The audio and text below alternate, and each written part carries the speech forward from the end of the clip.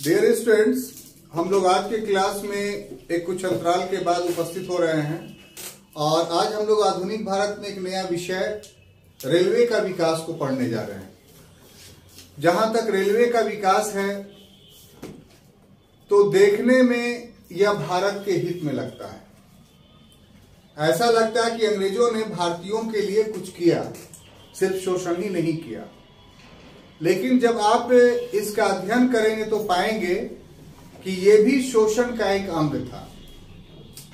अंग्रेजों ने जो भारत में रेलवे का विकास किया तो उसका उद्देश्य रेल बिछाने का यह नहीं था कि इससे भारत के लोगों को यातायात का साधन उपलब्ध हो जाए, या भारत में व्यापार वाणिज्य का खूब विकास हो, या भारत में राजनीतिक एकीकरण आ जाए। ऐसा कुछ उनका अपना उद्देश्य नहीं था। ये अलग बात है कि जो व्यक्ति घी मथता है वो घी का मजा चख लेता है, घी का स्वाद चख लेता है, घी की महक सूंघ लेता है। तो कुछ इसी तरह की बातें जो हैं वो भारतीय रेलवे के विकास में भी हुआ कि भारतीय रेलवे का विकास अंग्रेजों ने अपने हित में जरूर किया, अधिकांश लाभ उसे ही हुए, लेकिन कुछ लाभ भारतीयों को भी हो गया था। जैसे सबसे बड़ा लाभ जो भारतीयों को हुआ कि राष्ट्रीय आंदोलन एक राष्ट्रीयता का रूप धारण करने में भारतीय रेलवे से सफल हुआ। सबसे बड़ा जो पॉजिटिव पॉइंट हुआ। क्यों? क्योंकि यातायात के साधनों के विकास नहीं होने के कारण राष्ट्रीय आंदोलन के नेता एक छोर से दूसरे छोर तक नहीं पहुंच पाते थे। लेकिन जब रेलवे का विकास हुआ तो राष्ट्रीय आंदोलन के नेता एक छोर से दूसरे छोर पहुंचने शुरू हुए। अगर महाराष्ट्र का कोई नेता पैदा हुआ, उसका विजन बहुत अच्छा था, तो उसका दर्शन बंगाल को भी हुआ, तमिलनाडु को भी हुआ। अगर तमिलनाडु में कोई नेता पैदा हुआ तो उसका विजन जो है वो उत्तर भारतीय क्षेत्रों में भी दिखाई पड़ा। 20वीं शताब्दी में आते आते जब गांधी जी का उदय हुआ तो गांधी जी ने राष्ट्रीय आंदोलन को इन्हीं रेलों के माध्यम से पूरे राष्ट्र में फैलाया था। तो अंग्रेज इसके लिए नहीं रेल बिछाए थे। अंग्रेजों का उद्देश्य यह था कि जो शोषण का उपागम हम पूर्व में स्थापित कर चुके थे, जैसे व्यापारिक पूंजीवाद, जैसे औद्योगिक पूंजीवाद और वित्तीय पूंजीवाद, तो शोषण के जो 3 आधार थे, व्यापार के माध्यम से, उद्योग के माध्यम से और वित्त के माध्यम से, तो इन तीनों माध्यमों को रेलवे के जरिया और सशक्त बनाना और मजबूत बनाना।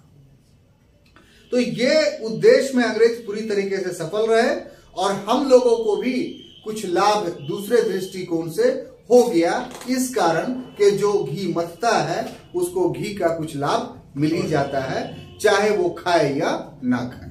क्लियर? अब एक सीक्वेंस में, क्रम के रूप में हम लोग देखेंगे छात्रों कि आखिर भारत में रेलवे का विकास कैसे हुआ। तो इस क्रम में हम पाते हैं कि जो रेलवे का विकास है सिर्फ भारत में नहीं बल्कि विश्व में अगर हम लोग दृष्टि डालें तो विश्व में रेलवे का जो विकास हुआ वो ब्रिटेन की देन है। यानी सिर्फ भारत में ही नहीं बल्कि पूरे विश्व में जो रेलवे का विकास होता है वो किसकी देन है? ब्रिटेन की। कैसे? हम लोग इसको अगर क्वेश्चंस मार्क करके अगर पूछते हैं, तो इसका जवाब हम लोग को मिल जाएगा कि इस कैसे का जवाब ये है कि सबसे पहले 1814 ईस्वी में जॉर्ज स्टीवेंसन एक व्यक्ति था जो ब्रिटेन का वैज्ञानिक था। कौन था? ब्रिटेन का वैज्ञानिक। इसने सबसे पहले जॉर्ज स्टीवेंसन ने भाप के इंजन का आविष्कार किया। अब जब ये भाप के इंजन का आविष्कार हो गया तो इससे प्रोत्साहित होकर करके 1830 ईस्वी में दोनों औद्योगिक नगर है, लिवरपूल और मैनचेस्टर। ठीक है, लिवरपूल और मैनचेस्टर, ये सब नाम याद करते हुए चलिए। ऑब्जेक्टिवली भी काफी महत्वपूर्ण है। इस दोनों जगहों पर जो है वो विश्व की प्रथम ट्रेन चली। क्या चली? विश्व की प्रथम रेल चलाया गया। यानी एक सफलता मिली वैश्विक स्तर पे कि यातायात के साधन के रूप में अब एक नया साधन आया, और वो साधन कौन सा था? रेल। और इसके बाद इस समय से लेकर के 1850 ईस्वी तक आते आते, ठीक है, क्या हुआ? ब्रिटेन में रेलों का जाल बिछ गया।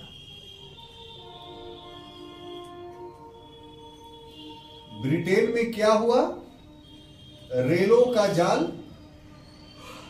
बिछ गया। यानी संपूर्ण ब्रिटेन में रेल चलने लगे। और इसी से जुड़ी हुई एक चीज थी, वो था ट्रामवे, जो इसी से निकला था। तो लंदन पहला शहर था कि शहर में यातायात के लिए रेल का एक छोटा रूप ट्रामवे के रूप में हुआ, जिसमें 2 बोगियां लगी रहती थी। अगर भारत में देखें तो इसके एग्जाम्पल्स आपको कलकत्ता में, कलकत्ता में अब तो ये खत्म हो गया, लेकिन थोड़े बहुत उसको यादगार के रूप में कुछ किनारे वाले एरिया में कलकत्ता के जो है वो अभी भी ट्राम चलता है। लेकिन बीच कलकत्ता में, जब से मेट्रो कलकत्ता में बना, तब से बीच कलकत्ता में पूरा ट्रामवे को बंद कर दिया गया, क्योंकि यातायात में इससे बहुत बाधा आती थी, बहुत जाम लगता था। ठीक है, अब देखिए ये तो हुआ कि किस ढंग से रेलवे का विकास हुआ। तो उस विकास में हम लोग क्या देख रहे हैं कि साहब इसका ब्रिटेन में इसकी देन है। और ब्रिटेन में कैसे देन है? तो वहां जॉर्ज स्टीफेंसन नामक एक व्यक्ति पैदा होता है जो भाप के इंजन का आविष्कार करता है, यानी ऐसा इंजन जो भाप से चलता है। तो ये भाप का इंजन होता क्या था? तो अब तो भारत में ये खत्म हो गया है, यूट्यूब पर अपना निकाल के आप देख सकते हैं कि 2 पार्ट उस इंजन के होते थे। कितने पार्ट? 2। एक पार्ट जो उसका होता था वो अगला भाग, जिसमें एक गोल सिलेंडर नुमा एक संरचना होती थी जो भट्ठी के रूप में काम करता था। ठीक है, और उसी के ऊपर जो है वो वाटर टैंक होता था। नहीं, उस सिलेंडर 2 भागों में बटा होता था, नीचे में भट्ठी और ऊपर में वाटर टैंक। और आधा भाग उसका पिछला जो भाग था उसमें कोयला सिर्फ रहता था और पानी के लिए टैंक होता था।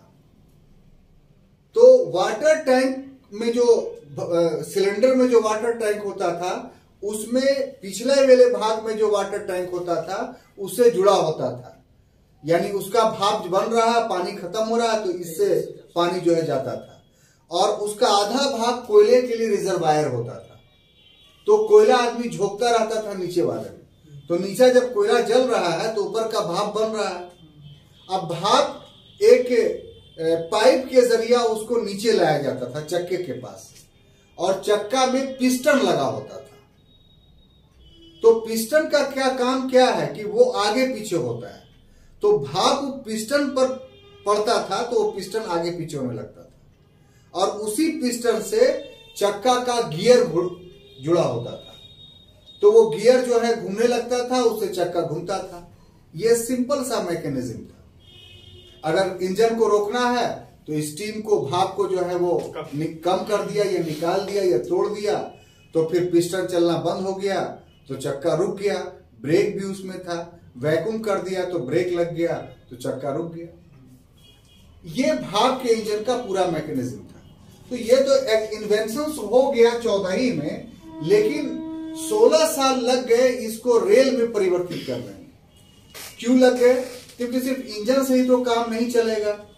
इंजन जो है रोड पर तो चलेगा नहीं, उसके लिए रेल चाहिए।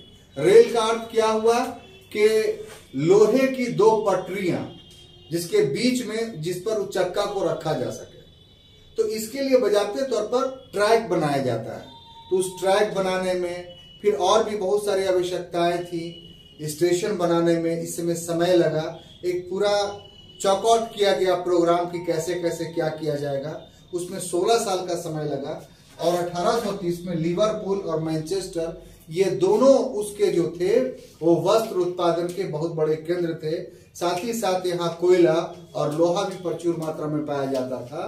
तो इसलिए आरंभ में जो है वो वस्तुओं के लाने ले जाने के लिए सबसे पहले लिवरपूल से मैनचेस्टर तक रेल को चलाया गया, जो विश्व की प्रथम रेलगाड़ी थी।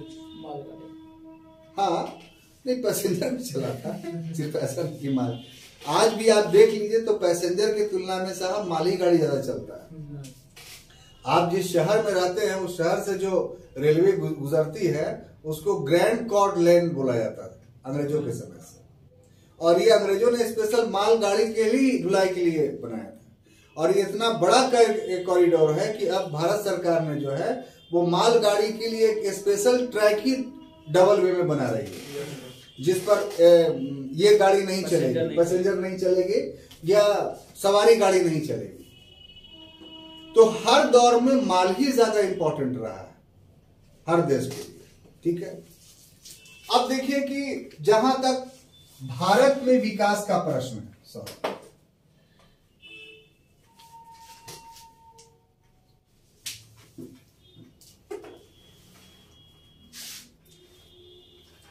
कि भारत में इसका विकास कैसे कैसे हुआ।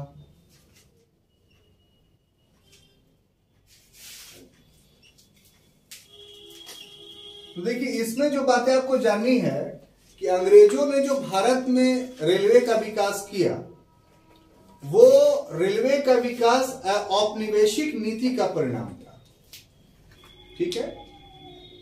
औपनिवेशिक कॉलोनियल पॉलिसी थी कि भारत में रेल का विकास किया जाए, और उस कॉलोनियल पॉलिसी क्या थी तो उसमें 4 बातें शामिल थी। कितनी? 4। उसको आपको समझना पड़ेगा। तो इस विकास का उद्देश्य क्या था अंग्रेजों का, आखिर किस मकसद से वो विकास कर रहे थे। तो उद्देश्य पर अगर हम डाला जाए तो पहला उद्देश्य अंग्रेजों का था वो ये कि सामाजिक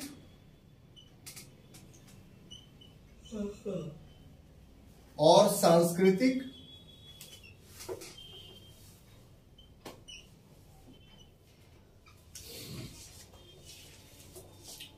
आधार को बढ़ाना।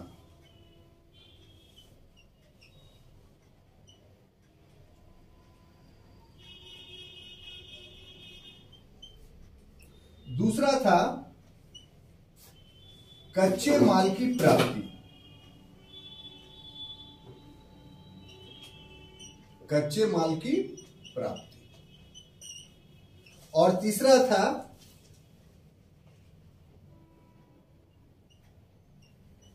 उत्पादित माल की बिक्री।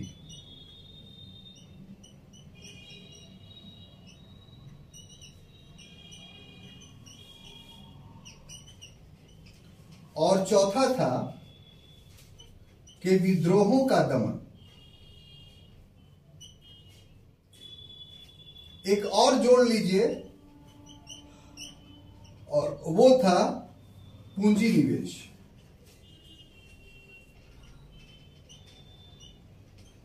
क्या चीज? पूंजी निवेश।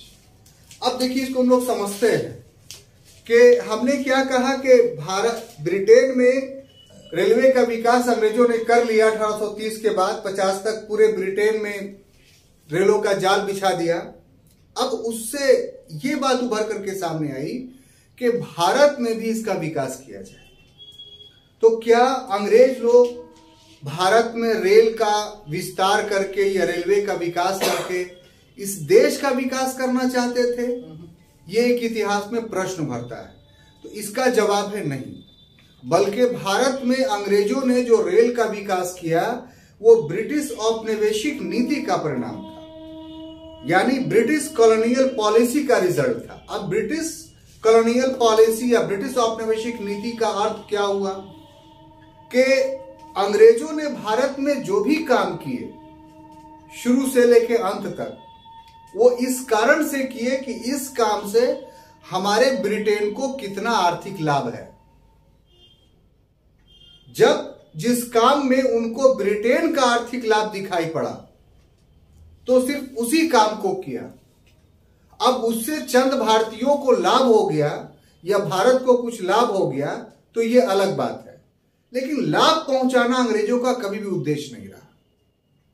यही वजह है कि उसके इसी औपनिवेशिक नीति के कारण एक सोने की चिड़िया जो है वो एक कंगाल देश में परिणत हो गई।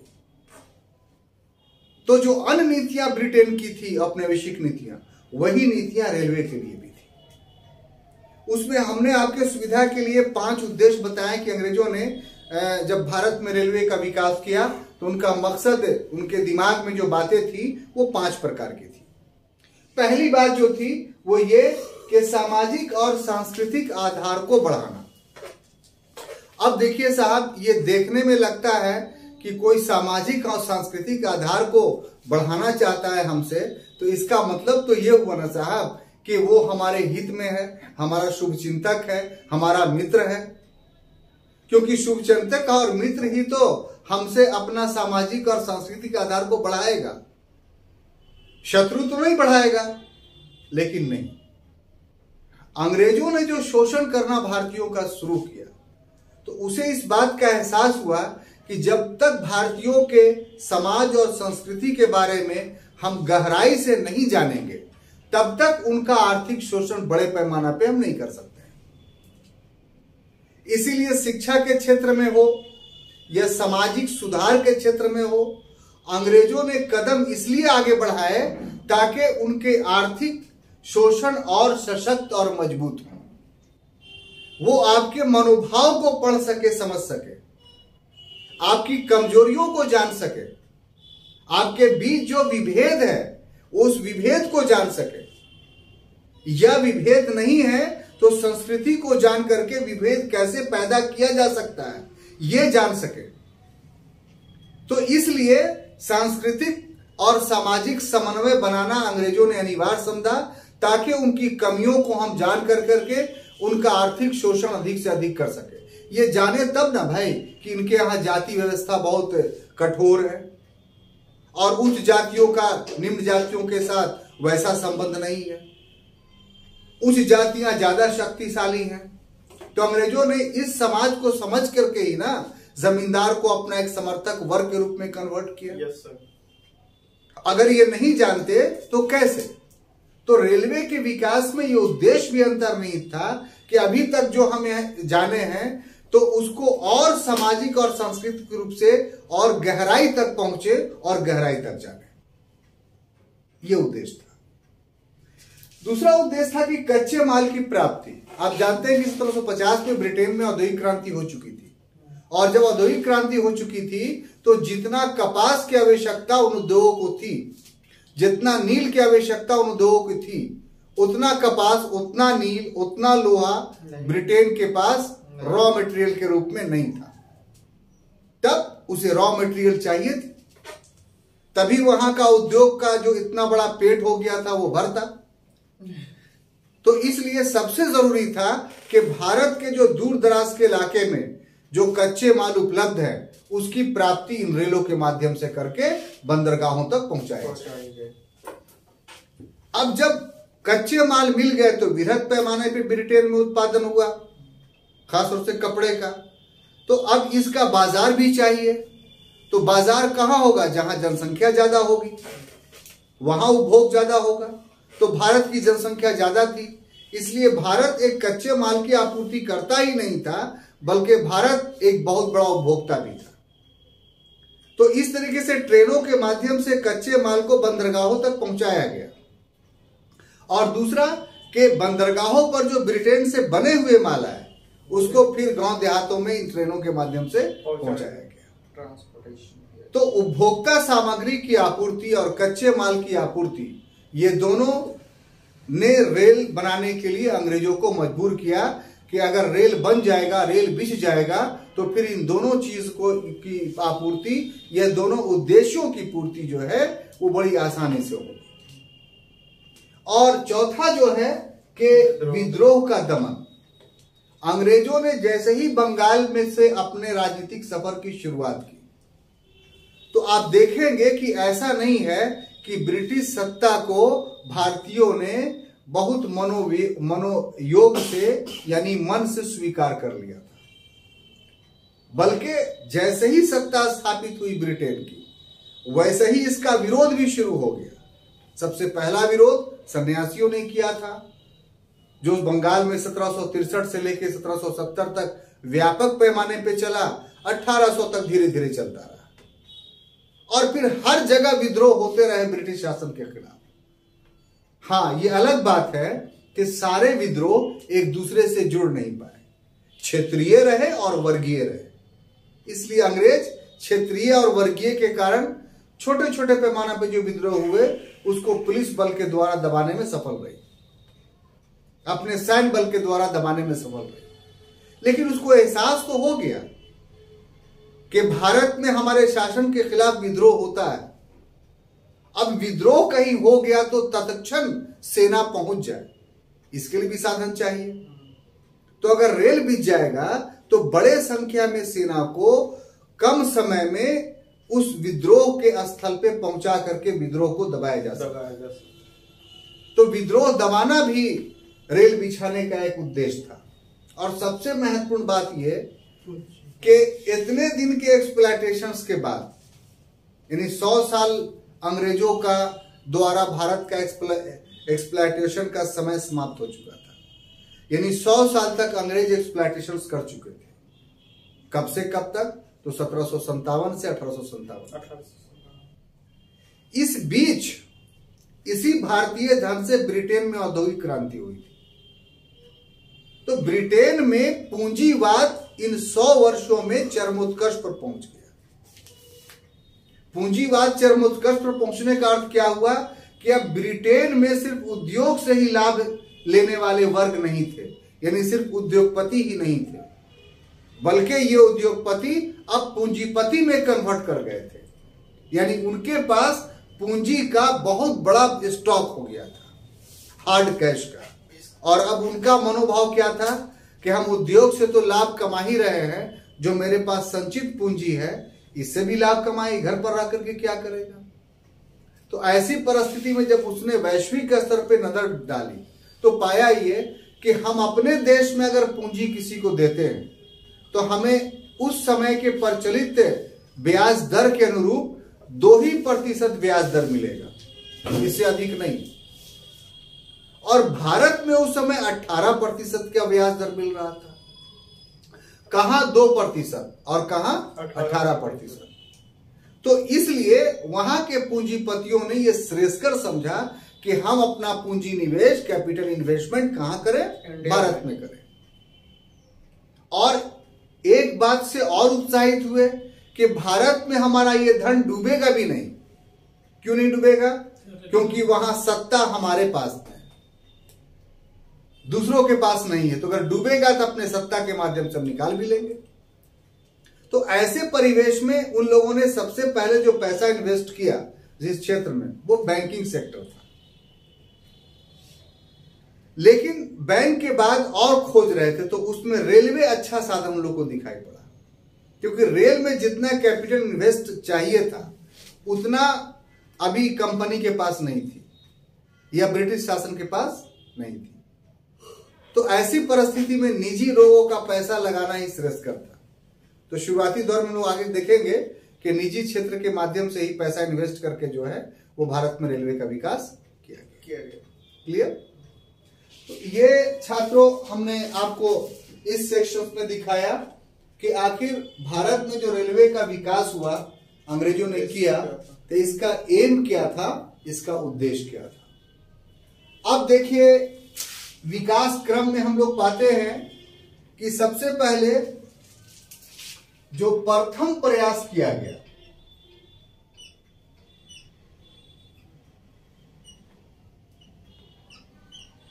वो प्रथम प्रयास 1836 में किया गया। 1836 में कहां किया गया? तो साहब मद्रास में।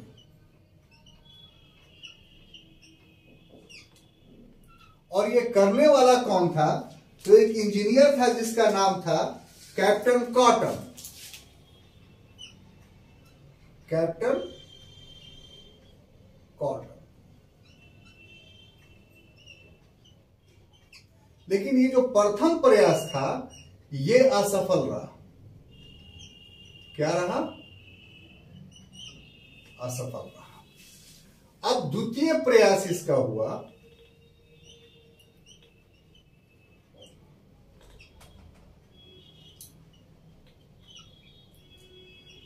द्वितीय प्रयास 1841 में किया।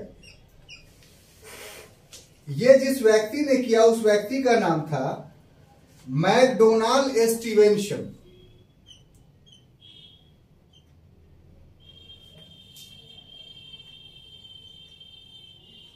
ठीक है। इसने क्या किया कि एक योजना प्रस्तुत की।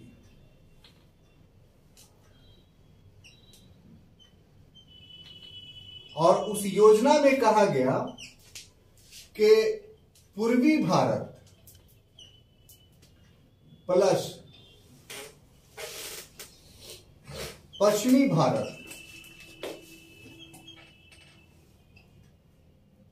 में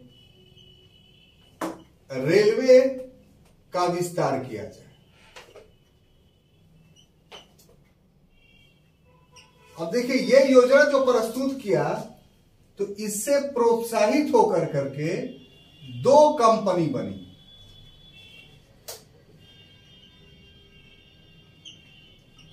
उसमें से एक का नाम था ईस्ट इंडिया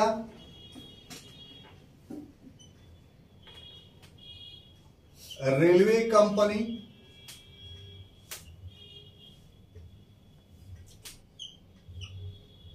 और दूसरा जो था उसका नाम था ग्रेट इंडियन पेनिनसुलर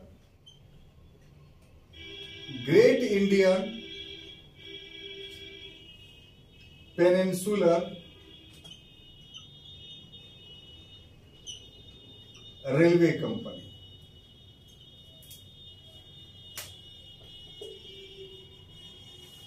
ठीक है। इसने इस दोनों ने 3 प्रायोगिक योजना भी बनाई।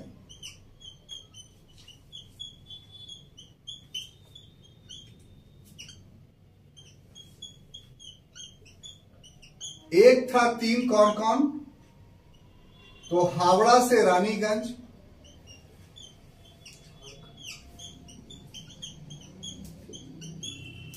दूसरा था मद्रास से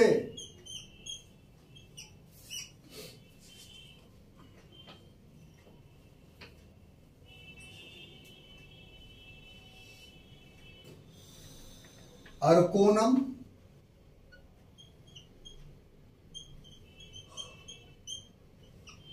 और तीसरा था बंबई से कल्याण।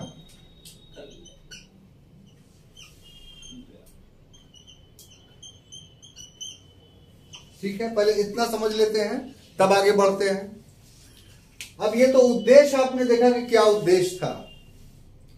अब जब ये उद्देश्य हो गया तो आखिर धरातल पर कैसे आया रेलवे।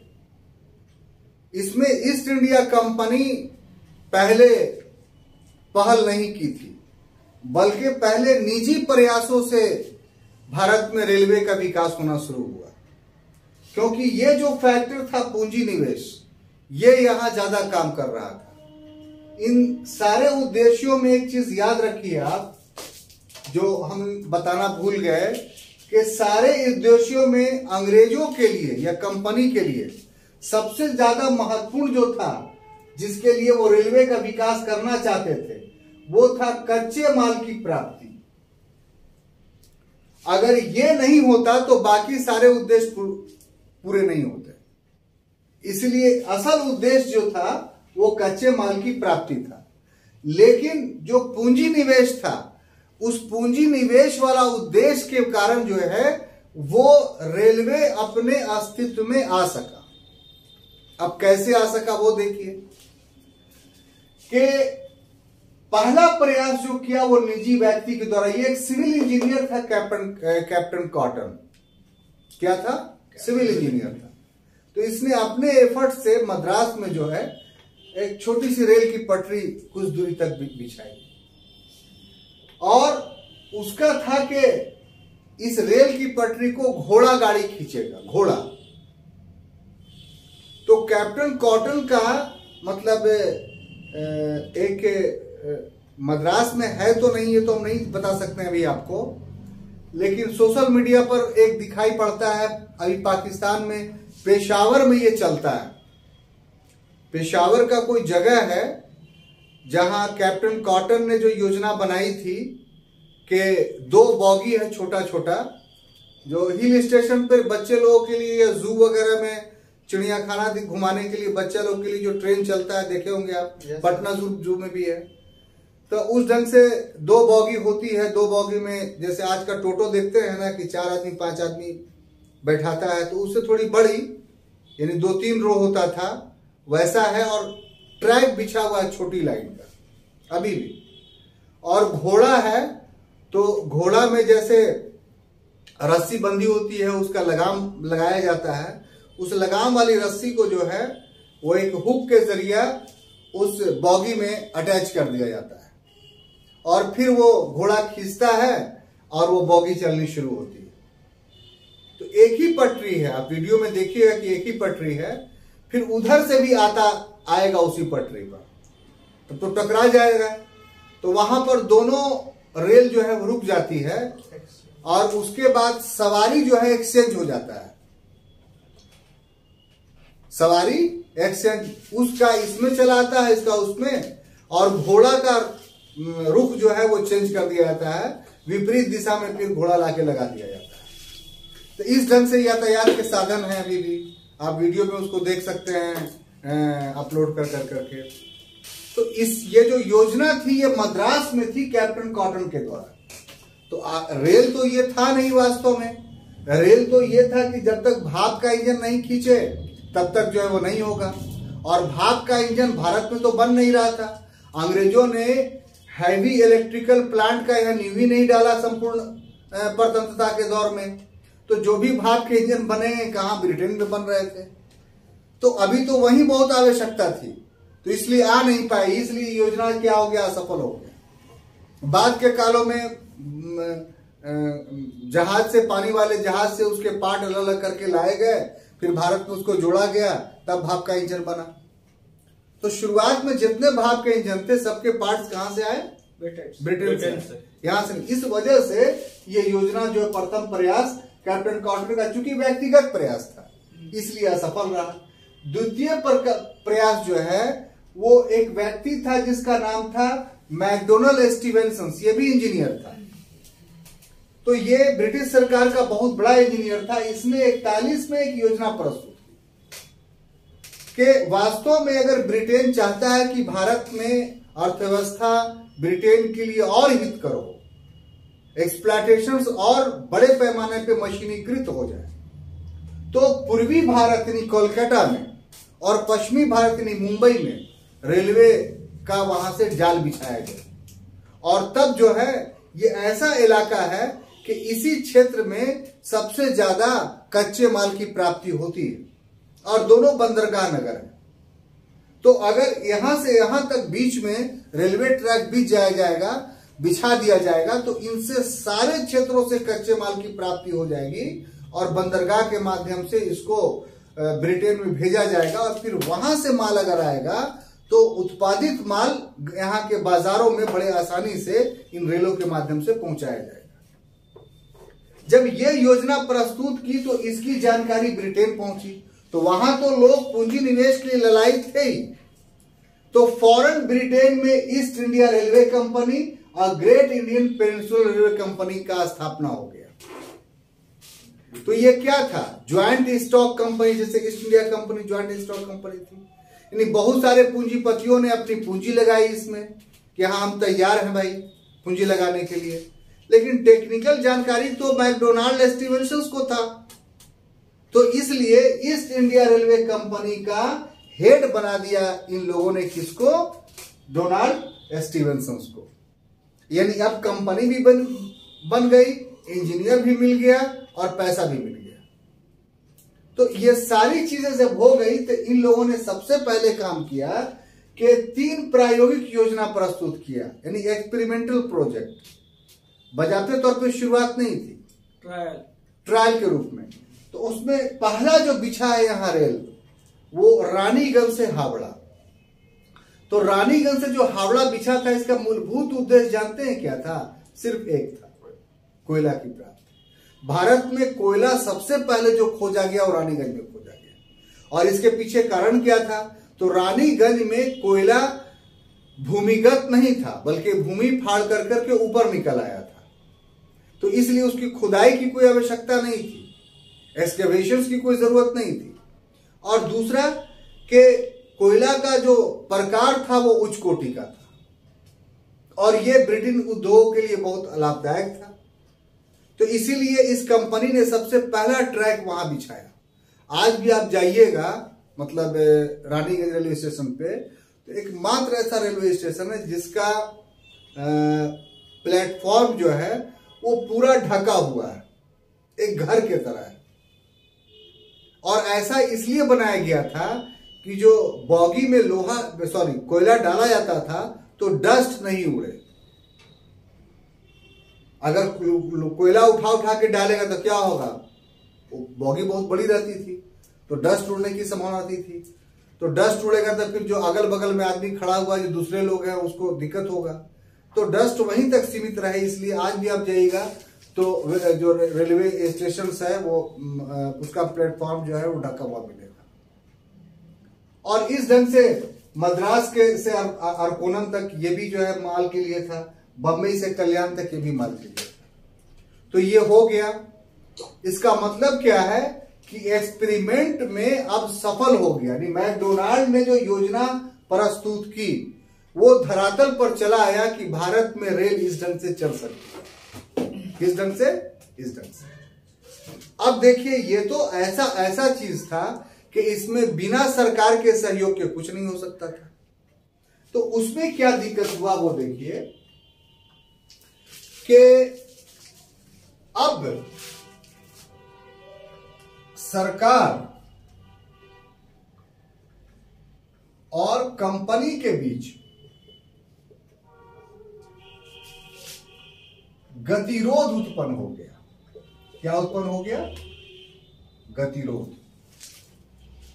और इस गतिरोध की जो समाप्ति हुई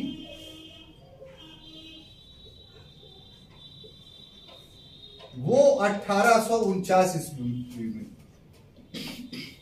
और उस समय जो गवर्नर जनरल था उसका नाम था डलहौजी। क्या नाम था? डलहौजी।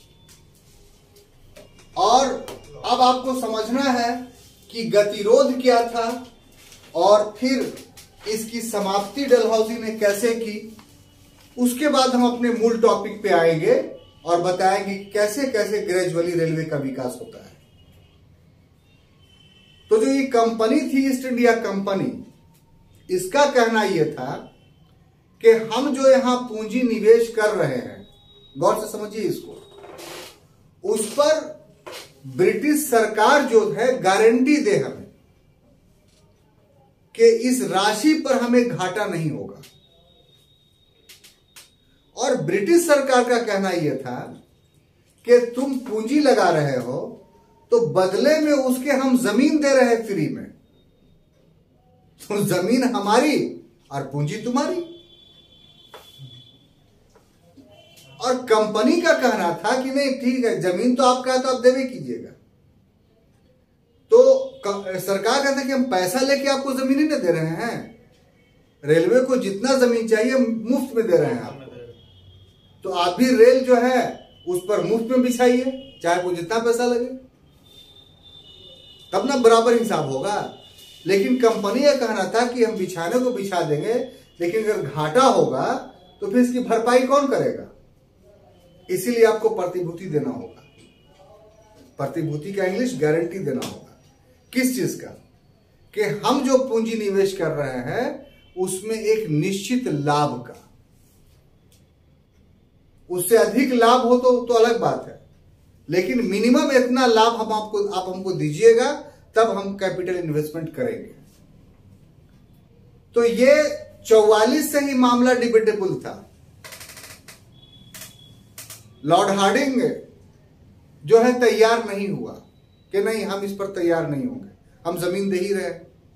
लेकिन डलहौजी जब 48 में गवर्नर जनरल बनकर करके आया तब वो तैयार हो गया और कंपनी के बीच और दोनों के बीच समझौता हो गया। और उसके बाद 49 के बाद सबसे पहली रेल जो चली थी इस समझौते के बाद वो बंबई से थाने के बीच 34 किलोमीटर ठीक है। तो इस क्रम में जो भारत में रेलवे का विकास होता है, तो उसमें आप देखिए कि रेलवे के विकास में कुल 4 चरण हैं। कितने? 4 चरण है। सॉरी, अब ये 4 चरण को आप पढ़ लीजिएगा तो आपको पूरा रेलवे का विकास समझ में आ जाएगा। उसमें प्रथम चरण जो है, फर्स्ट फेज जो है, वो 1849 से लेकर करके 1869 ईस्वी तक था। इस चरण को हम लोग प्रत्याभूति काल कहते हैं। क्या बोलते हैं? प्रत्याभूति काल, यानी गारंटी पीरियड।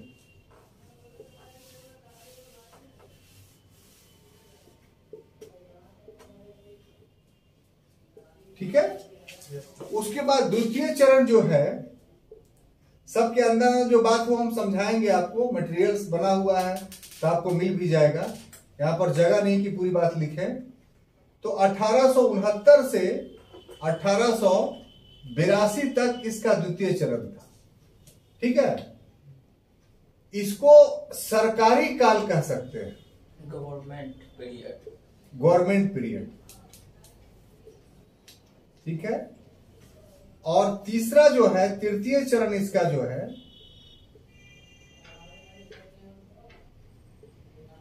वो 1882 से 1921 तक चला। ठीक है। इसको संशोधित प्रत्याभूति काल बोलते हैं।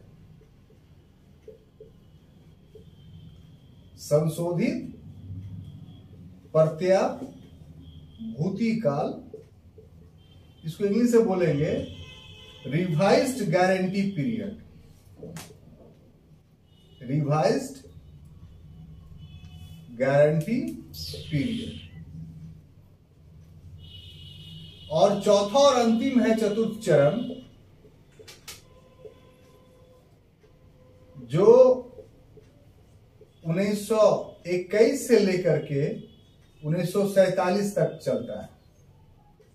और ये भी हम लोग सरकारी काल के नाम से जानते हैं। ठीक है। तो ये जो देखिए रेल का विकास तो हुआ, यानी 1949 से शुरू हो गया। तब चरण हम लोग क्यों बांटते हैं? तो चरण बांटने का कारण है कि स्वामित्व, ऑनरशिप के आधार पर ये 1949 से लेकर करके 1947 तक,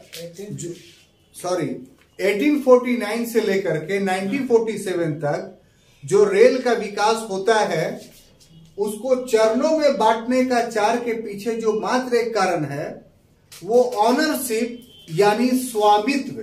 क्या चीज? तो चरण का कारण है वो है स्वामित्व, यानी कौन स्वामी होगा, कौन ऑनर होगा। तो ऑनरशिप के आधार पर ये रेलवे के विकास को हम चरणों में बांटते हैं। तो शुरू में जो रेल का विकास करने का ऑनरशिप दिया गया, जिम्मेदारी दी गई, वो 2 कंपनियों को दिया गया। और वो 2 कंपनी कौन कौन थी? East India railway company, great Indian peninsular.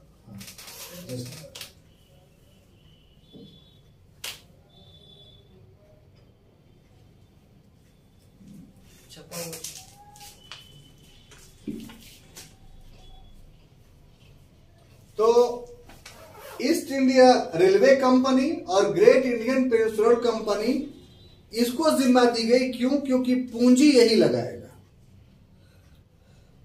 तो इसने गारंटी मांगी इन दोनों कंपनियों ने कि हम पूंजी लगा देंगे, लेकिन हमको गारंटी चाहिए किसका? निश्चित लाभ का। तो उस पर सरकार और इन 2 कंपनियों के बीच, ईस्ट इंडिया कंपनी और ग्रेट इंडियन पेनिनसुलर कंपनी के बीच समझौता हुआ। तो समझौता, तो उसमें क्या समझौता हुआ? सबसे पहला नंबर 1, ये सब नंबरिंग कर करके नोट्स में लिखा हुआ है, तो यहां अगर नहीं भी लिखाता है तो आपको कोई दिक्कत नहीं होगा, मिल जाएगा। तो उसमें आप पढ़ लीजिएगा, यहां समझिए से। पहला इसमें चरण में शर्त जो संधि हुई वो ये कि जमीन मुफ्त में इन दोनों कंपनियों को ब्रिटिश सरकार भारत में देगी।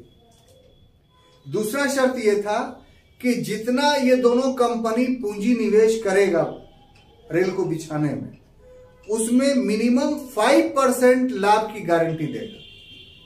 अगर कंपनी को लगाई गई पूंजी पर हानि होती है तो वो हानि नहीं होगी, उसको सरकार 5% उसको लाभ दे देगी। और ये जो पूंजी लगी रहेगी तो 99 वर्षों तक उसको लाभ मिलता रहेगा 5% की दर से प्रति वर्ष 5% की दर से। ये तो बहुत अच्छा सौदा था। और तीसरा शर्त यह था कि अगर लाभ होता है, माने ट्रैक बिछ गई, रेल चलने लगी और उससे लाभ होता है, तो उस लाभ में 50% कंपनी को मिलेगा और 50% ही सरकार रखेगी। ठीक है? Yes sir. और चौथी बात यह थी कि 25 या 50 वर्षों के बाद सरकार यदि चाहेगी तो इस रेल को ले लेगी, यानी स्वामित्व खरीद लेगी। लेकिन खरीदेगी भी ऐसे नहीं, फ्री ऑफ कॉस्ट नहीं। जो ब्रिटिश स्टॉक एक्सचेंज में जो उसका मूल्य उस कंपनी का होगा तो उसका शेयर पूरा खरीदेगी, तब जो है ये रेल जो है भारत सरकार का होगा। अब देखिए ऐसी परिस्थिति में जो ये प्रत्याभूति मिल गई तो उससे जो कंपनी था उसमें एक बीमारी पैदा हो गया। वो बीमारी क्या पैदा हो गया साहब, कि जो मितव्ययिता था वो उससे खत्म हो गया। कि जो पैसा लगाया है तो पैसा ढंग से खर्च करे कंपनी, फिजूल खर्ची नहीं करे, मितव्ययी हो कर करके ट्रैक को बिछाए, तब ना फायदा होगा। तो कंपनी को जो गारंटी मिल गई अपने पैसे पे, तो उससे एक बुरा प्रभाव कंपनी पर यह पड़ा इस प्रथम चरण में कि कंपनी से मितव्ययिता खत्म हो गई। कैसे खत्म हो गई वो डेटा से आपको पता चलेगा कि यह तय किया गया था कि प्रति किलोमीटर 80 लाख रुपया खर्च होगा। कितना? 80,000 रुपया। यानी 1 किलोमीटर अगर ट्रैक बिछाएंगे तो कितना खर्च होगा? 80,000। लेकिन हुआ कितना? 1,80,000। तो ये आप पैसा पानी की तरफ बहाए। जो प्रोजेक्ट बना था उसमें 80,000 में 1 किलोमीटर ट्रैक भी जाना चाहिए था, लेकिन आपने दिखाया कितना? कि हमने 1,80,000 लगाए। या तो आप फिजूल खर्ची किया है, अपव्यय किया है, या फिर भ्रष्टाचार हुआ। दोनों में से कोई है। और उसकी तुलना में जो रेल बिछी बहुत कम गति से बिछी, औसतन 1 वर्ष में 342 मील ही बिछ पाया, जबकि 1000 मील का लक्ष्य था।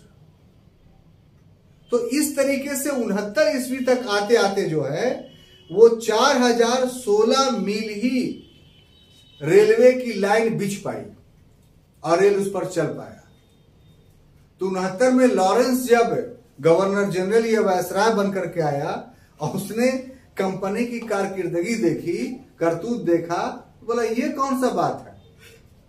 अगर कंपनी को हानि होती है तो वो सारी हानि सरकार को उठानी पड़ती है, और अगर कंपनी को लाभ होता है तो सारा लाभ कंपनी को हो जाता है। 50%।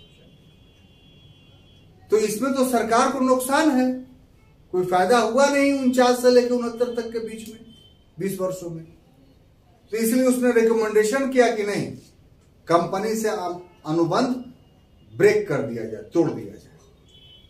तो वही 1869 में, हालांकि 99 वर्ष के लिए था, लेकिन सरकार को घाटा हुआ था, इसलिए इस प्रत्याभूति वाले एग्रीमेंट को खत्म कर दिया और अब दूसरा चरण में शुरू हुआ तो उस चरण में सरकार ने खुद जिम्मा ले लिया कि अब हम ही बिछा लेंगे, तुम लोग जाओ, कोई जरूरत नहीं। तो सरकार ने बिछाना चाहा तो सरकार को पैसा लगाना पड़ेगा। तो सरकार ने जब बिछाना चाहा तो बड़ा अच्छा प्रोग्रेस हुआ। इस बीच में 69 से 81 तक कुल 13 करोड़ रुपया सरकार ने खर्च किया, ठीक है। और इस 13 करोड़ रुपया से उसने 9,875 मील रेल बिछा लिए। तो जितना पैसा उन लोगों ने खर्च किया था उसकी तुलना में रेल की लंबाई सरकार ने ज्यादा बिछाई।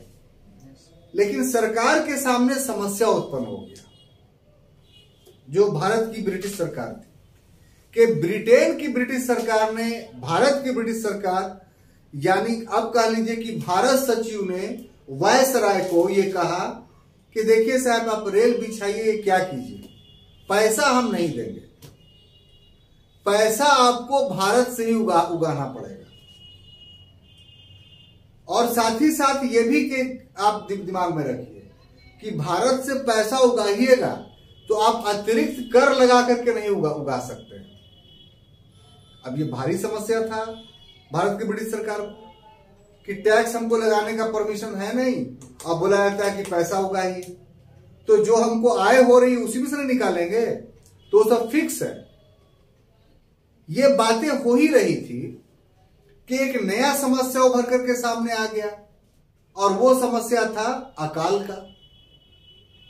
भयंकर पैमाने पे अकाल पड़ना शुरू हुआ। तो 1880 ईस्वी में अकाल आयोग बना। उस अकाल आयोग ने स्मिथ के नेतृत्व में बना था। उस अकाल आयोग ने रिकमेंडेशंस किया कि अगर अकाल से निपटना है तो आपको तत्क्षण 10,000 मील रेलवे लाइन बिछाना पड़ेगा।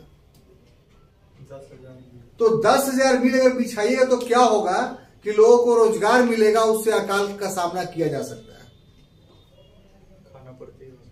तो इस तरीके से अब सरकार के लिए संभव नहीं था कि अपने दम पर रेल बिछा पाए। तो फिर ये दोनों कंपनी को बुलाया, किसको? ईस्ट इंडिया रेलवे कंपनी और great Indian peninsular railway company. और उससे फिर तृतीय चरण शुरुआत होती है कि ये लोग तो एग्रीमेंट करेगा। तो वही संशोधित प्रत्याभूति काल शुरू हुआ, यानी फिर कंपनी को गारंटी दी गई, लेकिन पूर्व के जो प्रथम चरण के समझौते थे उसके तहत नहीं, गारंटी नए प्रकार से दी गई। और नया प्रकार क्या था साहब? कि अब भूमि तो हम देंगे तो तय है। दूसरा जो था लाभांश, तो 5 की जगह पर उसको घटा करके 3.5% कर दिया गया कि अब 5% आपको लाभ नहीं मिलेगा। कितना मिलेगा? 3.5%। क्लियर? तीसरा यह किया गया कि जो लाभ की स्थिति में अगर कंपनी आएगी, रेलवे आएगी, तो 70% सरकार का होगा और 30% आपका होगा। जबकि पूर्व प्रतिभूति में कितना था? 50-50। और चौथा यह किया गया कि अब 10 या 25 वर्ष के अंदर ही सरकार चाहेगी तो रेलवे को ले सकती है। तो ये जो दूसरा संशोधित चरण, ये चरणों में तीसरा चरण जो शुरू हुआ, उसमें रेलवे का काफी तीव्र विकास हुआ। लगभग 25,000 मील रेलवे लाइन बिछी, और रेलवे जो घाटे में चल रही थी वो पहली बार अब लाभ में आ गई। 1900 ईस्वी के बाद रेलवे का लाभ का युग शुरू हुआ, और जो लाभ हुआ ना, वो पूर्व के हानि की तुलना में 16 गुना अधिक लाभ हुआ। तो इस तरीके से अब कंपनी को भी फायदा होने लगा और सरकार को भी फायदा होने लगा। तब उसके बाद लॉर्ड कर्जन के समय में कर्जन ने इस ओर ध्यान दिया और रॉबिन्सन समिति का गठन किया 1901 में, और उसने संस्तुति की कि रेलवे का इतना ज्यादा विस्तार हो गया है कि अब इसकी देखभाल के लिए एक वृहद कार्यालय की स्थापना किया जाए, जो इसके सारे मेंटेनेंस को, सारे ट्रैक को, सारे इंजीनियरिंग डिपार्टमेंट को देखे। तो वही 1905 ईस्वी में रेलवे बोर्ड बना। वो रेलवे बोर्ड अभी जाके देखिएगा तो दिल्ली में है। यही रेलवे का मुख्यालय है पूरे भारत का। रेल मंत्री या जितने डायरेक्टर होते हैं सब यहीं बैठते हैं, और जितना 16 जोन भारत का है वो इसी रेलवे बोर्ड के द्वारा, उसको रेल भवन बाहर में लिखा जाता है, और पूरे कार्यालय को रेलवे बोर्ड कहा जाता है, तो वहीं से संचालित होता है।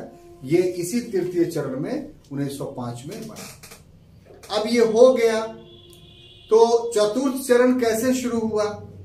तो 1920 ईस्वी में एकवर्त समिति बनी थी रेलवे पर जांच के लिए। एकवर्त समिति, बहुत सारी कमेटियां हैं, रॉबिन्सन बनी, तो उसके बाद एकवर्त बनी। एकवर्त ने अनुशंसा किया कि अब पूरी तरीके से रेलवे को ले लेना चाहिए सरकार को, और बजाते तौर पे रेलवे का बजट अलग किया जाना चाहिए, और उसका जो इंजीनियरिंग सेक्शन है उसको अलग बनाया जाना चाहिए। रेलवे का तो पूरा काम इंजीनियरिंग का है। तब 1921 ईस्वी में इसको लागू किया गया। 25 में कंपनियों का स्वामित्व पूरा खरीद लिया सरकार ने।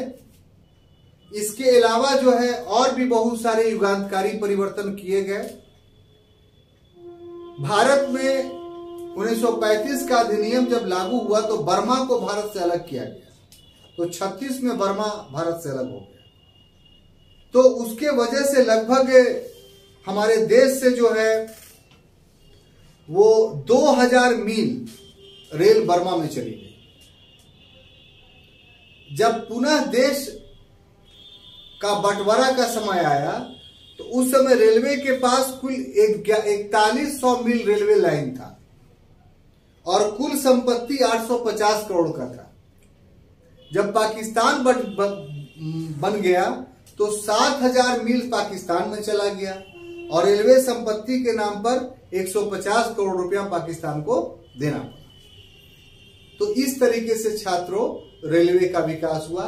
इसमें एक सेक्शन और है कि जो ब्रिटिश काल में रेलवे का विकास हुआ उसके प्रभाव क्या पड़े, उसके परिणाम क्या हुए। तो परिणाम में बहुत सारे परिणाम होते हैं। सबसे पहला परिणाम तो ये हुआ कि यातायात में सुगमता आई। पहले जिस प्रकार से यातायात का जो व्यवस्था था उसमें रोड था और पानी वाले जहाज थे, तो अधिकांश मालों का जो गमन होता था ना, ट्रांसपोर्टेशन, वो नदियों के माध्यम से होता था। चूंकि रोड उतना विकसित नहीं थे या गाड़ियां उतनी नहीं थी। रेलवे के विकास हो जाने से माल ढुलाई बहुत तीव्र गति से हुई। तो इस तरीके से आर्थिक समृद्धि आई, लेकिन ये आर्थिक समृद्धि भारत के लिए नहीं आई, ब्रिटेन के लिए। और इसके उपांग के रूप में जो जुड़े रहे जो लोग, उनको थोड़ा बहुत लाभ हो गया यातायात के दृष्टिकोण से। समाज पर भी बहुत बड़ा प्रभाव पड़ा इसका। पहले हमारा समाज रेलवे के नहीं रहने से एक बंद ग्रामीण समाज था। अब रेलवे के विकास हो जाने से क्या हुआ कि वो बंद समाज जो है वो खुल गया। अब लोग दूर दूर की यात्रा करने लगे, शादियां भी दूर दूर के क्षेत्रों में होने लगी। इससे जो सामाजिक विभेद था बहुत हद तक कम हुआ। लोग ट्रेनों से महानगरों में जाने लगे, जिससे जातीय विभाजन जो बहुत कठोर था पहले, उसमें थोड़ा शिथिलता आई। फिर कुछ भारतीयों के द्वारा भी बहुत सारे उद्योग विकसित किए जा रहे थे, जैसे खास तौर से कपड़ा उद्योग, जूट उद्योग, हम लोग पूर्व में पढ़ चुके हैं। प्रथम विश्व युद्ध के समय में इस्पात उद्योग, दियासलाई उद्योग, ये सब डेवलप किया था। तो इन उद्योगपतियों को इन रेलवे के माध्यम से ज्यादा सहूलियत हुई। सबसे महत्वपूर्ण दो बात जो आपको लिखना है प्रभाव में, वो ये कि भारत का जो प्रशासनिक एकीकरण था, हम लोग पढ़ते हैं कि मौर्यों के पीरियड से ही भारत एक केंद्रीकृत सत्ता में थी, लेकिन वो केंद्रीयकरण और आज का जो केंद्रीकरण देख रहे हैं उसमें महान अंतर था। जो प्राचीन और मध्यकाल में जिस केंद्रीकरण की बात कर रहे हैं वो प्रांतपतियों के स्वामी भक्ति पे डिपेंड था। राजा बार बार किसी प्रांत को जीतने के लिए नहीं जाता था। कोई भी राजा था, एक बार कहीं का अभियान किया, जीत लिया, जीतने के बाद वहां प्रांतपति बना दिया। अब वो प्रांतपति जब तक स्वामी भक्त है केंद्र के प्रति, तभी तक जो है वो केंद्रीकरण मजबूत है। और प्रांतपति स्वामी भक्त कब तक रहता था? जब तक वो जानता था कि राजा काफी शक्तिशाली है। मोबाइल रखिए। राजा काफी शक्तिशाली है। जैसे ही उसको समाचार मिल जाता था कि राजा शक्तिहीन है, प्रांतपति क्या करता था? अपने आप को स्वतंत्र घोषित कर देता था। लेकिन रेलवे के विकास से क्या हुआ कि अब अंग्रेजों के समय में कोई गवर्नर कहीं प्रोविंस का है तो ये नहीं सोच सकता था कि हम इस मुगल या प्राचीन काल के तरह हम अपने आप को स्वतंत्र कर लें। कोई कमजोर गवर्नर जनरल आया तो सपने भी नहीं सोच सकता था। क्यों? क्योंकि फौरन फौज चली आएगी। या फिर प्रशासन के क्षेत्र में कोई सूचना भेजना हो तो ठीक है, टेलीग्राम तो हो ही गया था, और भी बहुत सारी चीजें थी जो डाक तार के माध्यम से, रेलवे के माध्यम से चिट्ठियां जाती थी। तो इस ढंग से प्रशासन काफी संगठित और गतिशील हुआ इस रेल के माध्यम से। और सबसे अंतिम और महत्वपूर्ण बात, इस रेलवे का प्रभाव यह पड़ा कि अगर ये ना होता तो हमारा राष्ट्रीय आंदोलन राष्ट्रीय नहीं बन पाता। होता, पहले भी तो विद्रोह हो रहे थे। भारत के लोगों ने अंग्रेजों की सत्ता को कभी स्वीकार नहीं किया शुरू से, लेकिन हर विद्रोह क्षेत्रीय हो जाता था यातायात के साधनों के अभाव में। जब रेलवे बन गया तो एक जगह का विद्रोह दूसरे जगह से जुड़ गया, जैसे 1857 का विद्रोह। और बाद के काल में राष्ट्रीय आंदोलन के नेताओं ने दक्षिण से उत्तर और पूरब से पश्चिम के लोगों को मिलाने के लिए यात्राएं की और इस देश के राष्ट्रीय आंदोलन को वास्तव में एक राष्ट्रीय स्वरूप देने में सफलता की, जिसका सामना अंग्रेज ना कर सके। तो अंत में प्रभाव स्वरूप हम ये कह सकते हैं कि जो शोषण के उपागम का प्रयोग अंग्रेजों ने किया, अंत में वो वही शोषण का उपागम अंग्रेजों के भारत छोड़ने में एक बहुत बड़ा कारक बन गया। अब वो कारक कौन था? तो भारतीय रेलवे। तो इन्हीं शब्दों के साथ हम ये क्लास समाप्त करते हैं। अगले क्लास में हम लोग जो शुरू करेंगे वो आधुनिक भारत का सामाजिक इतिहास। Thank you.